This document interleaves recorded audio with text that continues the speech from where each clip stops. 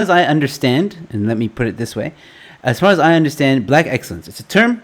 Some people agree with it, some people like it, some people don't. Some people think it's racist or it's belittling black people. So let's discuss this. Is it a bad term? Is it not a bad term? And I really would like Koketso to start this one off, because I think he would, not because he's black. That's not the reason. But I really do think this is something that Manpatria, the Manpatria team, they talk about these kinds of things all the time. So, yeah. So, Koketsu, you start us off. And I think a good place to start is, what is black excellence? Okay, so black excellence as a term is usually used to describe outstanding or irregularly outstanding achievements made by people who are seen as sufficiently black.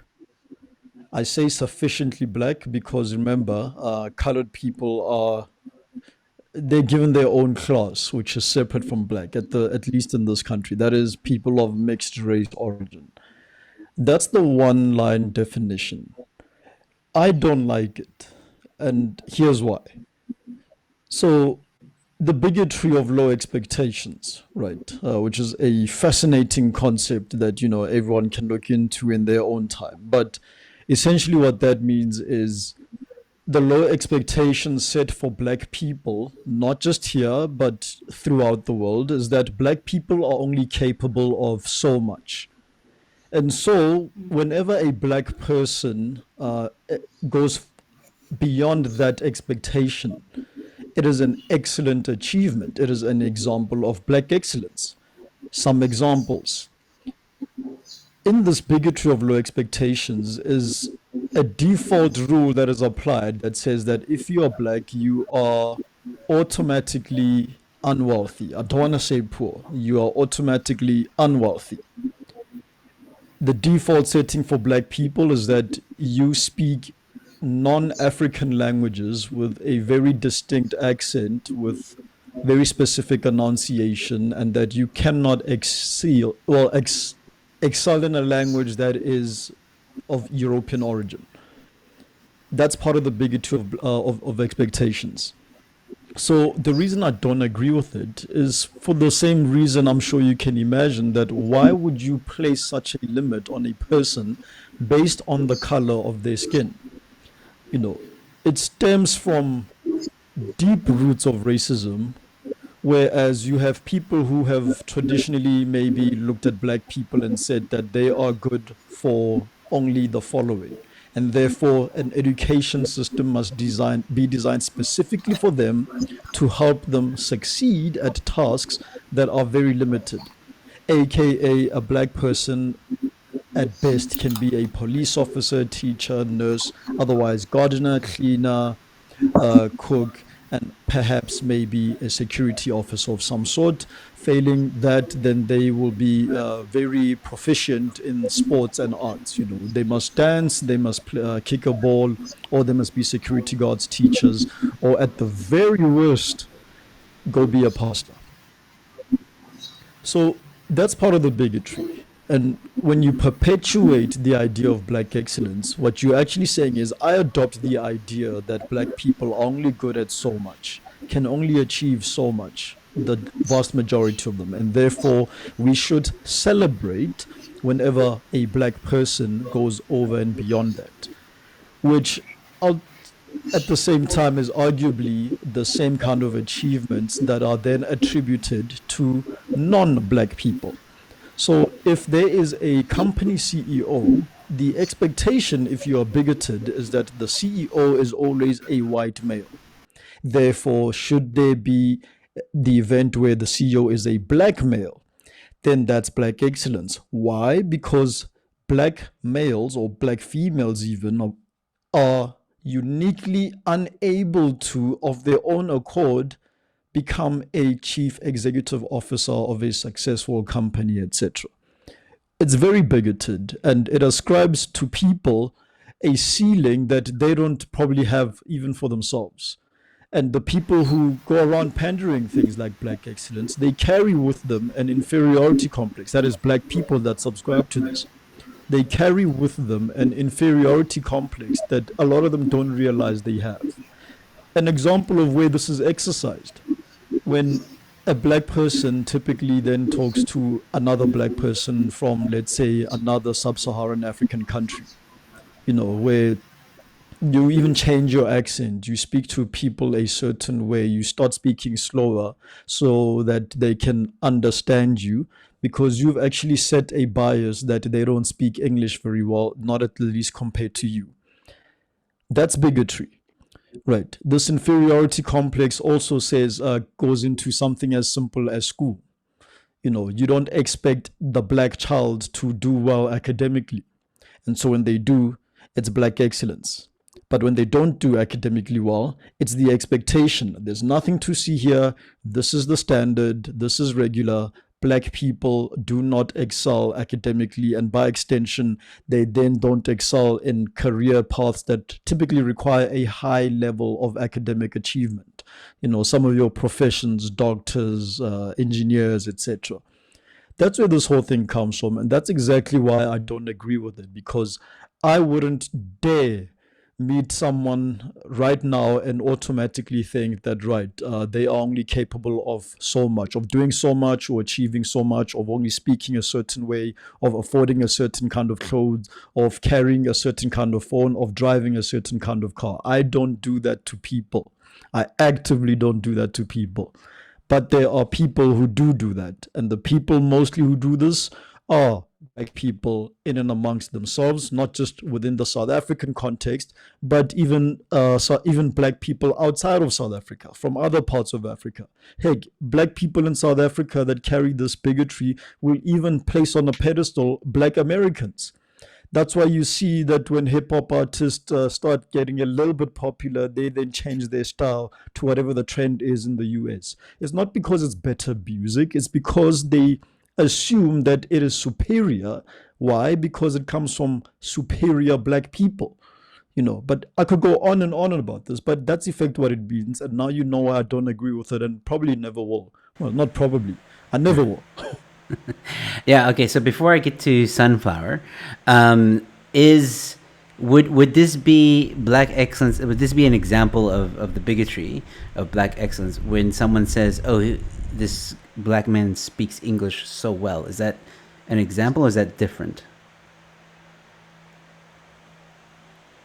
I think we lost Koketsu there. Wait. I'm still here. So okay. Was that question to me? Yeah. Yeah, it would be a perfect example. In fact, I get this a lot in a lot of places I go to. Once I start speaking, then it is assumed that, I am this privileged private school kid. Meanwhile, I went to a public school. English isn't even a home language for me. I speak fluent Setswana, for example.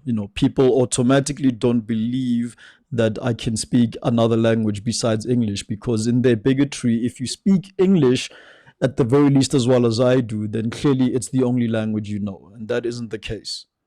Yeah, I've never really liked it when people have said like, "Oh, this guy speaks English so well." Even like any other race, like Egyptians, for example, or Afrikaners or whatever. The Afrikaners have a very thick accent. They get the tenses mixed up. I've never enjoyed saying like, "Oh wow, this Afrikaner speaks English so well," because like I don't know, like to me it's always felt wrong to say that. And sometimes if I do say it, it's I mean it as a compliment, not really as I didn't mean to offend, but now you've given me something to think about, because I never really looked at it from that angle. But I do understand the concept of, specifically black people, where people are like, "Oh wow, this black person made it. That's amazing," almost implying like no other black person can, and it's such an achievement when any other black person could do it. We all have that drive to work hard and provide and all that stuff. One black person is not necessarily better than the other. Everybody's talented in one way or another. But yeah, I see Xavier wants to say something, but please, Sunflower, I know, is eager to say something as well. So, Koketsu, thank you for the introduction. We'll get back to you. Sunflower, go ahead.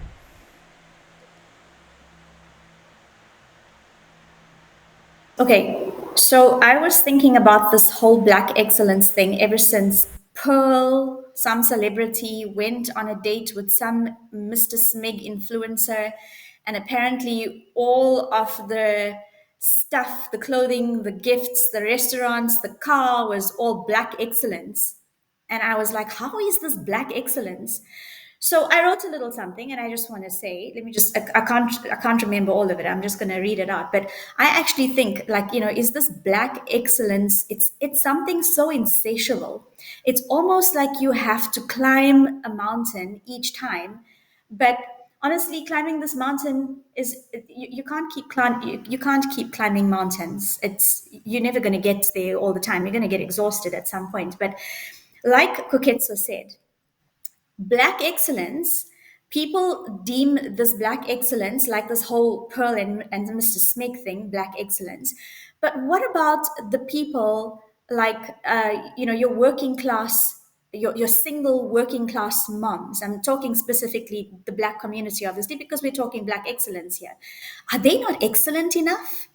So are you only excellent if you are wearing your Breitling and your Gucci and your Armani and you're driving in some SLK somewhere? Is that black excellence? So is black excellence not the gardener? And I'm saying that, your gardener or your car guard or your waitress. Is there no excellence in them because they just don't have that stature that a person in an SLK or a Breitling has? I mean, why does excellence also have to, why does the color of our skin also determine excellence? Are we just not people? Again, I'll go back to say we are individuals, we represent ourselves. Are we not excellent in what we achieve and not what the society or community sees what we achieve? Why does it always have to be the first black president or the first black guy that developed sneakers out of, I don't know, plastic water bottles or something? Why is that excellence? For me, quite frankly, I don't give two shits about Pearl and Mr. Smith going on a date and sitting in Oskido's restaurant and having a dinner. That is just a bloody hype. And again, the sheep are following that hype. Black excellence is actually that single mother, that black single mother that is working to put her three kids through school. Black excellence is actually our helper who comes, works for us, does whatever, and with whatever little money they earn, they go and put their kids through school, support themselves, pay their rent. That is black excellence, guys. But then again, it shouldn't actually be termed black excellence. What I'm saying is that you can't say that somebody a black guy in a suit is black excellence and the gardener is not black excellence. Let's stop defining people. We are individuals.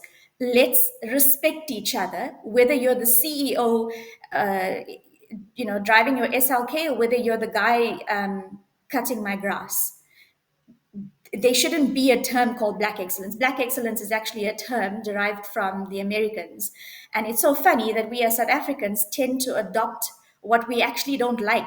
We don't like the Americans, they're deemed white, but we adopt what they, whatever phrases they come up with.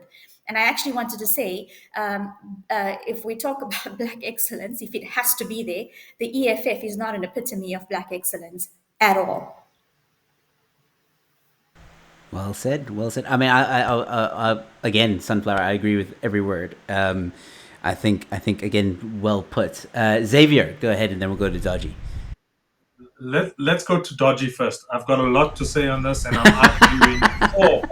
I'm probably the only panelist here arguing for black excellence. So I want to let everyone Okay, interesting. Okay, now it's gonna get heated. I see Koketsu's salivating. Dodgy, go ahead. I'm going to deflate Xavier there a bit, but look, I understand both sides of the argument. So it's not just to add to Koketsu and to deliver on his critique as well. It's not just a celebration of an individual Black person's success, right? It's also to try and build the Black community. But the problem here is then, instead of what collectivist blames the individualists are doing, which is the atomization of the individual and their achievements, they are actually doing that by taking away from that experience and struggle and success of that person to actually have that position. I think Kogetsu also hit the nail pretty much on the head when it comes to bias and the perceptions that people have about certain people of certain origins and so on. And then also, Sunflower also hit the nail on the head there, especially with the distortions of perceptions through media and influencers, where we believe that, to be excellent is to drive a Lamborghini or to wear a suit or to have, let's say, an arm length full of degrees behind your name and so on, when that's not in actual fact anything to do with excellence. Excellence is to do about the person's character and their ability to take care of the people in their home and their families. But it's also important, and that now I'm going to probably veer to Xavier's side here. I think what we need to understand also is it's very important to have individuals within society to emulate. And sometimes people will find, how can I say it, attraction to individuals who they themselves can identify with. That's not to say that it's necessarily purely racially based, it could be anything based, but it might be that another individual will feel or see the need to emulate someone of their own ethnicity or culture which had achieved some measure of success. And I think that is the important thing that we need to distinguish. And I think that is something that we need to build on. So there's a lot of work to do, I think. Is the term necessarily negative then? I don't think so. But also don't think in its current form that it's anything positive. And I think that's what that's what we need to build towards, is that positive image of people. And the only way we can do that is, as Sunflower said, is to regard them as individuals, as to ensure that we understand that this success is their individual success and tell their story through their struggles, thereby acknowledging what they've done and also hopefully inspiring other people to achieve the same, if not more, for themselves. And that's what I've got to say on the matter here. Xavier, go ahead. Okay, before I start, I've got a lot to say on this, but it's basically comes down to about 4 questions. But before I start, just on the topic of race and to address something Koketsu said about speaking English, you know why? And I've noticed this. It's very strange because whenever someone says I'm not racist, I go through a series of questions with them. I'll say, would you adopt a black child? Yes, I would adopt. Would you adopt an Indian child? Yes, I would adopt an Indian child. Would you adopt a white child? Yes, I would adopt a white child. Would you adopt a Chinese child? And everyone stays silent, you know? And then when you hear a Chinese person speaking English well, you're like, what's wrong with him? You know? If somehow being racist towards Chinese people is not so bad until 2021, when it became bad in the US. And this is the contradiction of racism and how we see it. Chinese people are not easily offended. They're very polite people, and that's because of the history of their government being that you don't have individualism. You know, you don't have that individual identity. You are part of a government, you are part of something bigger. You do not exist outside of that. And, you know, people that have left China eventually became, you know, individualists and they moved to America, they gained their own identity. So, you know, Chinese racism doesn't really exist unless you're talking Chinese, Japanese. That's a whole different story. But coming back to Black excellence, Sunflower is quite right in saying that this is an American ideology. And it's actually quite a positive American ideology. Coming, you know, it goes all the way back to the 1950s civil movement with the big figureheads, Malcolm X, Martin Luther King, those guys. And, you know, they would wear what they called white men's suits. You know, they wouldn't wear the basic suits or the basic attire of that time. They would dress really fancy, guys. And I'm talking for days. I mean, this was a serious amount of money they spent to look good.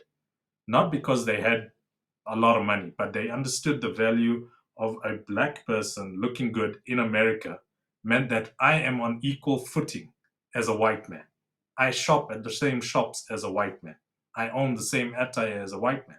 And this was a big part of the black movement, speaking English well, getting educated. This was black power, black empowerment. And this comes back to the 1950s. You turn around, you look at the apartheid era activists, all fancy suits, all well-tailored Italian shoes, luxury goods. This stuff originates all the way back to when Nelson Mandela first started earning a salary. He didn't wear rubbish clothes that he could just, buy from Pep or whatever it was back then. He bought the best he could from Indian tailors in Johannesburg CBD. That's what you did.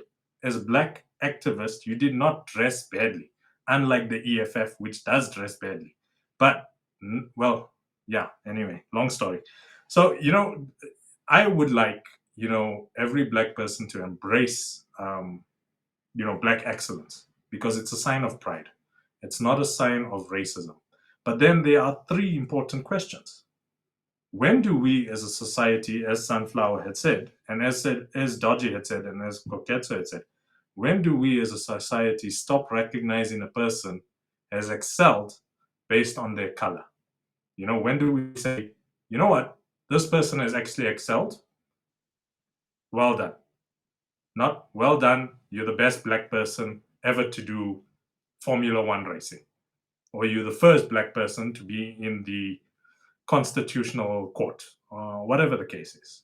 That's celebrating the entire community more than the individual's contribution to society. And it kind of steals from them. And that's where black excellence has kind of lost its way. Because if we go back to the 90s, we look at people like Michael Jordan. Did we go and say Michael Jordan is the best black athlete ever, during the 90s? We never said that. Nobody said that. There was not one article, and I think, Joe, you would know, you were in the States back then. There was no article saying Michael Jordan is the best black athlete in the world, because it didn't need to be said. His talent spoke for itself. Now, fast forward to today, Naomi Osaka, massively talented player. I don't like her, but she is talented. And because she is partially black, right, there is so much pressure put on her. And I just did a quick Google search on black excellence. I just typed in the term black excellence. And the first three articles were like Vogue, I think it was Cosmopolitan in the United States. And it asked the question, is the pressure of black excellence getting to people of color? And it's a very important question, because you look at Naomi Osaka's breakdown. She doesn't just have the weight of, hey, I'm an excellent player, I need to keep up to the standard like Novak Djokovic. He doesn't have any pressure from his community to say, you got to be the best because you are black. Naomi does have that. A lot of people are looking up to her, as Dodgy said. A lot of young girls are looking up to Naomi and saying, hey, I could be tennis world champion in maybe 20 years or so if I practice hard enough. So there's an immense type of pressure because of black excellence on certain individuals. But then you go back to Michael Jordan. Did he have that pressure? No, he didn't have that pressure, because it came from a time where society was different. Our impressions of black excellence today are quite toxic. Whereas you compare it to before, very different. Very, very different. You look at Dr. Richard Maponya. I don't know if any of you know him. He's not very famous in, broader terms, but he was an excellent businessman, regardless of his color, and everyone came to respect him for that. So, it wasn't because, and I mean, this guy made his fortunes during the apartheid, when, being a black businessman was, not possible easily. So he did that. That is a sign of black excellence. That's something to be proud of, because you have not only uplifted yourself, you've uplifted your community and showed them what is possible as a black man in South Africa during apartheid. And, the likes of Herman Mashaba have all noted that, Dr. Maponya actually inspired them to do something more. than just be another, black person in a mine. And the same thing is with Nelson Mandela. If you read his book, he looked up to the tribal chiefs, the tribal kings, etc., because they were not just miners in Johannesburg. They were signs of black excellence. They stood equally to white men of the era. And today we have the equality, but we don't have the perception that we need to see that black excellence is actually a pride thing. It's to show pride in your community. And then we go to, like Virgil Abloh. I don't know if any of you know him. Extremely talented designer, considered one of the, hallmarks of black excellence globally. When he died recently, a lot of people were sad about this, saying that, he's one of the few black designers. And this is the thing, he's not the only black designer to achieve something great. There are many black designers that have achieved something great. But because he was like the hallmark, everyone is like, oh my God, that's, a sign of black excellence. But then you look at like Naomi Campbell. Naomi Campbell is an icon in the fashion industry. I loved Naomi Campbell from the time I was 9 years old. I still do. So, she's not a sign of black excellence, but she was one of the first black models to run the runway. So, we've got these contradictions in the periods of the 90s, where black athletes and black businessmen and black, let's say, politicians, Mandela was during the 90s. So, we're looking at those people where no one said, hey, that's black excellence. He needs to drive a Lamborghini. He needs to wear a suit. He just did. It was a sign of what he had become. It was a sign of pride. It's showing the rest of the black population, you too can become like me. It's exactly what Dodgy said. It's a role model thing. And then, coming to the last question, I think it's South Africa. Sunflower said it right. We are massively influenced by the US, but we don't like them. The US loves us. If you are South African, you land in New York and you say you're from South Africa, they're like, oh man, you from South Africa? And they start coming up with all these crazy ideas that you walk with lions and you kill tigers and crazy stuff. But, you're like a legend in the United States if you say, I come from South Africa. And we've seen that with Trevor Noah. He was nobody. He was nobody in the United States. Why would that guy give him a multi-billion-dollar show to run? Because people in America love South Africans. But people in South Africa hate Americans but love the culture. So it's very weird. But if you take black excellence up to the rest of Africa, and guys, if I tell you the rest of Africa is developing politically, ideologically at a rate that we cannot comprehend in South Africa, and we are honestly getting left behind. If you take Nigeria, despite the corruption, despite the political instability, there is black excellence in terms of they are making their own cars, they're making their own cell phones, they are trying to make their own tech. And the same thing is happening in Ghana, same thing is happening in Senegal. This is what they celebrate as black excellence. There's an artist you guys might know as a hip-hop artist, Akon. And he was pretty famous in the early 2000s, made a lot of money. What does he turn around and do? He goes back to Senegal, right, where he was born, opens a massive solar farm, he's opening Akon City by 2030. That's his plan. His own city in partnership with the Senegalese government. And it is the most futuristic, or it's supposed to be the most futuristic city on the African continent. We're not talking about Cyril Ramaphosa's smart city. This is a real initiative. He's actually doing it. It's in process right now. And it's very realistic about what he's doing. And he's not the only person. You look at the billionaires that are in Africa. It's not Patrice Motsepe. These are guys from Nigeria. They own their industries. They innovate their industries. And that is black excellence. That is African excellence.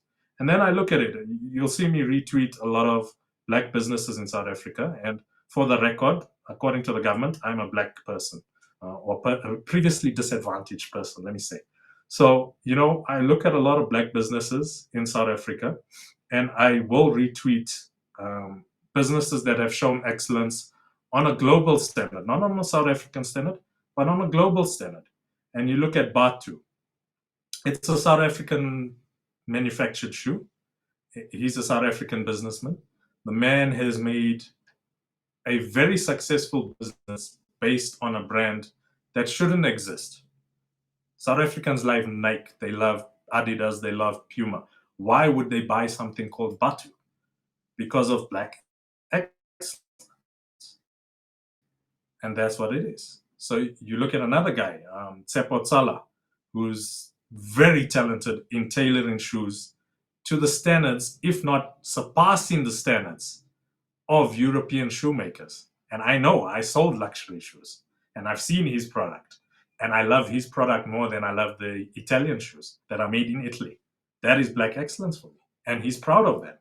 So I think, Mr. Smeg and Pearl Tusi, sorry, Koketso, but that is not a sign of black excellence. That's a sign of black extravagance, And Julius Malema embodies this too. Jacob Zuma as well. He's got an Audemars watch that is worth 2 million rand. Living in Nkandla, he can walk out with that watch, and not down the road from him, there are people living in shacks that cost 25,000 rand.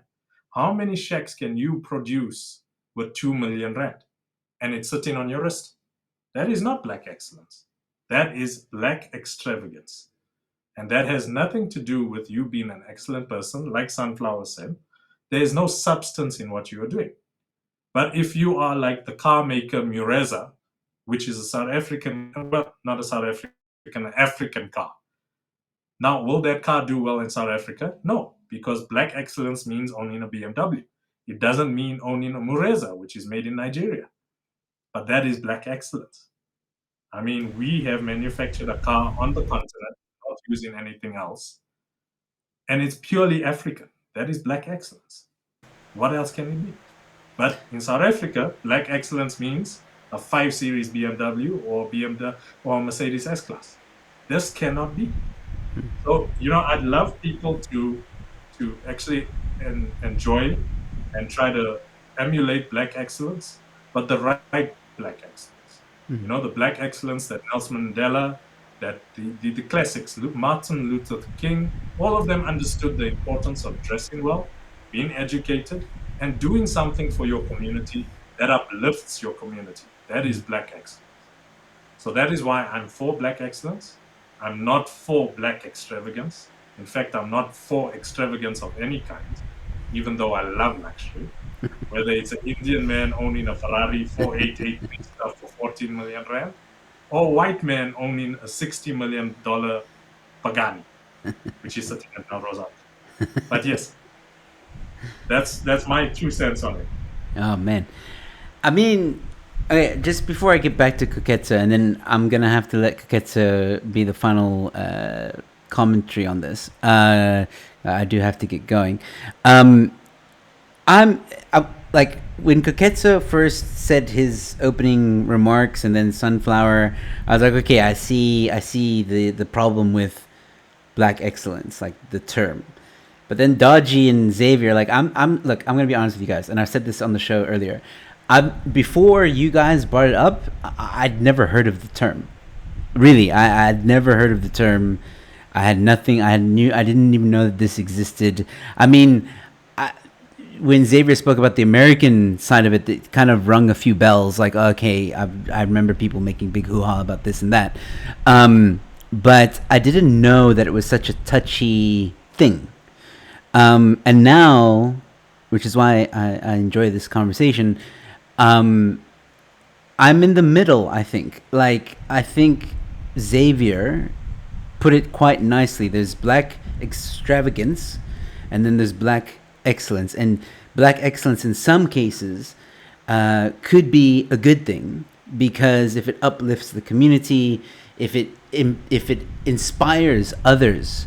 You often hear people and great athletes often say, like, if I can, when they win a medal, and no mention of their race, but just when they win a medal and they say, oh, I'm so happy I won this because there's some little girl in, Kailicha that can now know that this can happen, blah, blah. That's not a bad thing to me. That's aspiring dreams. You know what I mean? It's just saying that anybody can do anything as long as they put hard work and their minds into it, And again, without mentioning the race necessarily. So in that regard, I think black excellence, and I would agree with Xavier on this one, and Dodgy, it can be a good thing if used in the correct way, if I can put it that way, or said in the correct way. But yeah, Koketso, let us know what you think now. Okay, well, yeah, I loved what everyone said, honestly. So, right, let me come back down to earth, I guess, since you're giving me the final word on this. The road to evil is always paved with good intentions, right? And so the benevolence of black excellence does stem from the fact that there is some form of admitting that, as black people, we don't celebrate each other enough. We're very quick to bring each other down. Very quick. We're very quick to play the victim card as well, but we're very quick to put each other down, and we don't celebrate each other enough. And so, as an attempt to say we need to celebrate each other more, not just for ourselves, but those who will come after us, as an attempt to do that, let's then appropriate the term black excellence from the Americans, like Xavier just mentioned, so that, it can all be under one umbrella, and it can effectively be not necessarily a movement, but when it's brought up for people to know exactly what we're talking about. But at its point of origin, in the States, we now have, remember the road to evil, we now have a scenario where there's levels to blackness even in the States. Now we don't say black people, now they say black and brown people. So sorry, Xavier, in the States, you're brown, you're not black. One of us, one of us. Right, and the fact that had to be done, maybe not had to, the fact that was done and was quickly accepted in the States does for me say that this entire thing was then rooted in that bigotry. Last week, was it 2 weeks ago, there were whole discussions now about foundational blacks, foundational black Americans, and them having a whole xenophobic thing now where they're effectively complaining about the immigration by hardworking West Africans. Your guys from Nigeria, they don't just come here, they go even to the States. They're essentially complaining that African immigrants in the States, who are some of the wealthiest black people in the States, are usurping them in terms of achievements, and therefore the monetary gain quickly tied to achievements. They're complaining about that. To put it simply, black Americans they now refer to themselves as foundational blacks.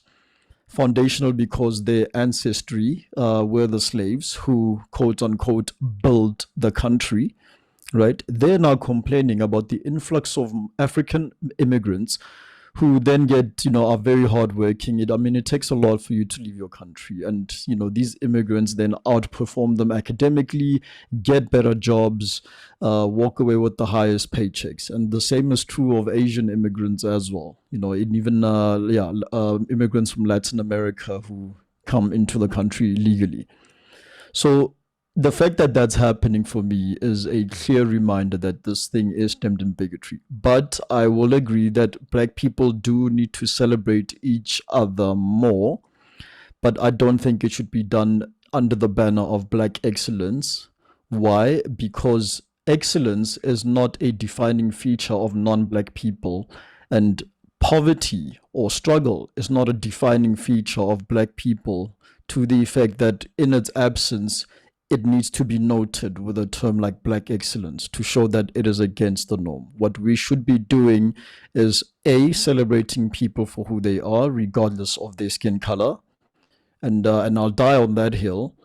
But B, if you want to intrinsically celebrate black people, right, then don't call it black excellence. Celebrate them as individuals. And I'll make examples of, excellent black people who aren't celebrated. A common one is, we lost Walter Williams last year. Not many people said a thing. He was a black economist. Thomas Sowell is in his late years. We're going to lose him one of these years. There we go. Right. We're going to lose Thomas Sowell one of these years. And unfortunately, he will die with most black people having never celebrated him for his excellence either. So if we're really going to do this, let's do it right and not necessarily tie it to, Xavier calls it extravagance. I just call it straight up opulence.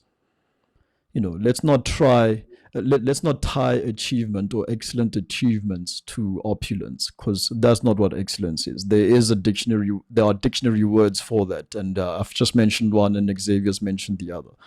But yeah, I'll leave it at that. We do need to celebrate each other more, and in so doing, let's actually go ahead and do it properly. All right. Excellent Can I rebuttal. Yeah, sure, Xavier, go ahead. Okay, so something, Koketso, you've actually brought up a good point that's put me now on the fence. I've always kind of been on the fence on that die on the hill point, which is we should be celebrating people regardless of their skin color. Because, people are not their skin color. If I mix in with Indians from Durban, I do not fit in at all. I actually feel a little bit uncomfortable, and they feel uncomfortable too. So I don't really blend in with my own. Welcome to the coconut, the I coconut hate field. it. I feel the same way. I feel the exact same way. That's okay. I And admit it. I don't deny it. I stick out like a this sore is my thumb. normal voice. Yeah, this is my normal voice that I'd like to speak in, but when I'm with Indian people, I'm like, hey man, what's happening? I kind of like downplay it because I need to fit in now. And people laugh at me. My partner actually says I've got a suit voice. And she experienced this when I was working at Louis Vuitton. And I would, even when she came into the store, I'd be like, hey babe, how are you? And she'd be like, what's wrong with your voice? Because she's like a typical Indian. And she's like, what's wrong with your voice? I'm like, nothing. And she's like, why are you talking like that? Yeah. But anyway, definitely. Accents is based in bigotry. But yeah, it comes down to what Koketso said. We should be celebrating people for not just for their individual achievement, but for their achievement as a human being. Not because you're black, not because you're white, not because you're Indian.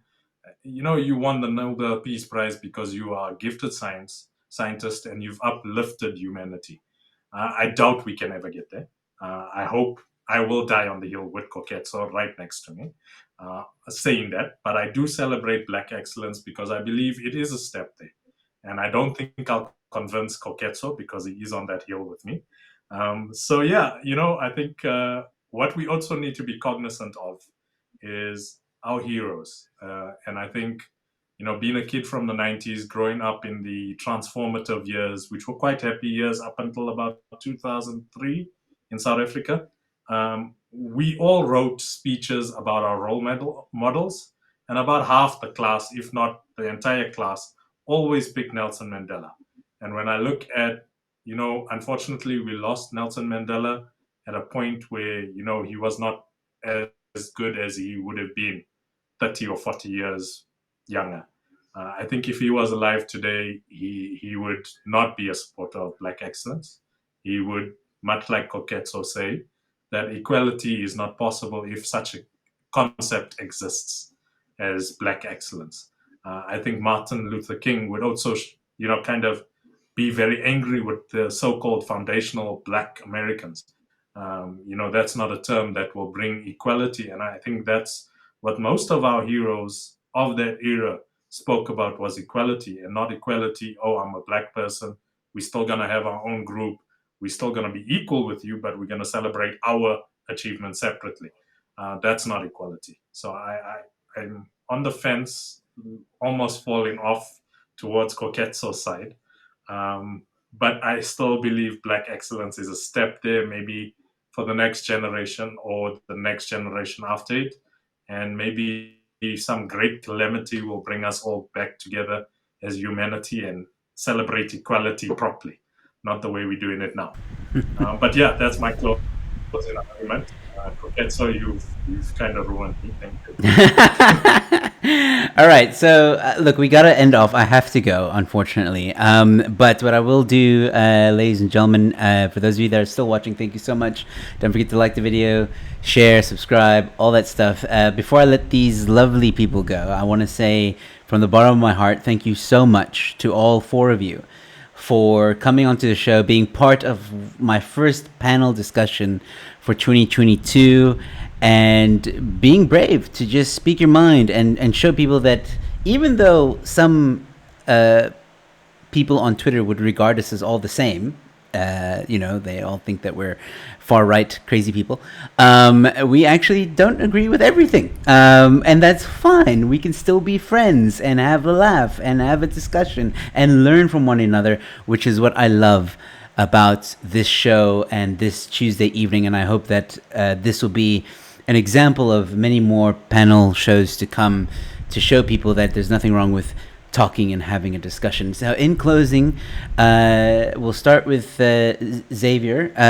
Just tell people where they can follow you, and if you have like a very quick 60-second thing to say, that's fine. Keep it short, but just where people can follow you. We'll start with Xavier, and then we'll go down to Dodgy, Sunflower, and then we'll end off with Kuketso. So Xavier, go ahead. Where can people find you? Perfect. Thanks, Joe. I gotta say, awesome show. It's the first time I've been on, and congratulations to Sunflower for your first ever appearance on YouTube. Hopefully it's one of many more. As for me, I'm very simple. It's just Xavier B on Twitter. I'm on Instagram, but I'm not political. I don't put out ideas on Instagram. But Twitter is my base, and I've got about 40 accounts on Twitter. So follow me somewhere. And that's me. All right, Dodgy. All right. No, thank you, Joe, for having us tonight. It was a very lively, I would say, discussion.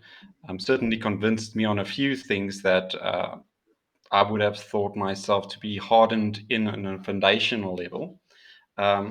Sunflower, it's finally good to put a voice to the face that I always see on Twitter. So it was a pleasure meeting you.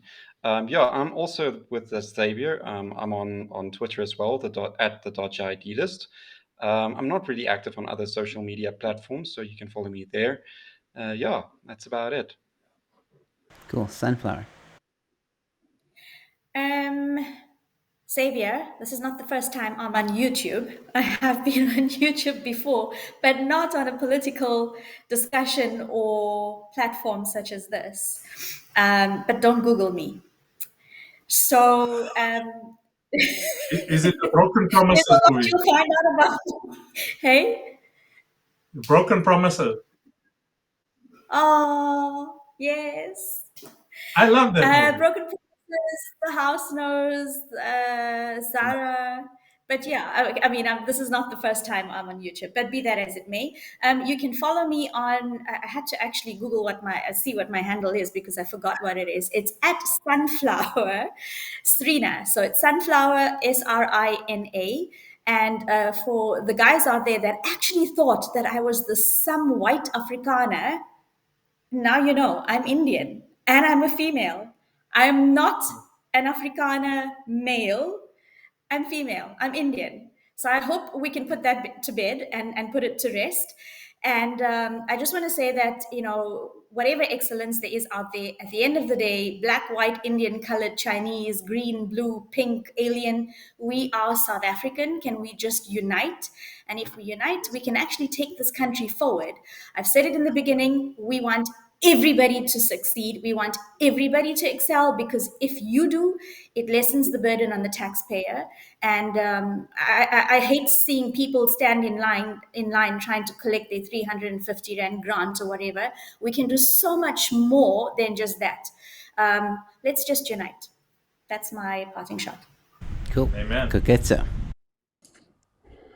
Yeah, great being on back on the Joe Emilio show. Always a great time, whether it's on your show, whether it's on other people's shows, where I find you there as well. Great conversation with great people as well. Guys, it was fun hanging out. In terms of where to find me, So it's Koketso Resani on Twitter. Yes, I use my real name, my real surname. This is my real face, and I use my real picture as a profile picture as well. Over and above that, so yeah, my website is literally about to go live soon. I've been working hard at it, tightening some screws at the back. I'm going to be writing quite a lot. Half of it political, philosophical. The other half will be tech. I am actually quite a big tech, contrary to popular belief or to those who don't know. So look forward to that. And then over and above that, Radio Voice On. Check me out on the Man Patriot podcast, which is a free libertarian podcast out on YouTube where you get to mingle with 3 black guys who have controversial views every Monday night, 7 p.m. Man, I need to upgrade my voice. All right, ladies and gentlemen, once again, links to everyone is in the description, so please go give them a follow and subscribe to Man Patriot. The link is also there next to Koketso's name. Once again, boys and girl, unless you identify as a boy. Just kidding. I'm not the white Afrikaner. I'm not white. Thank you guys once again. You guys can just log off. I'm going to end off the show in a moment. So once again, thank you so much for joining me. And you guys, any of you guys, welcome back on the show. I'm sure we'll have you again very soon. Cheers, guys. Thank you so much.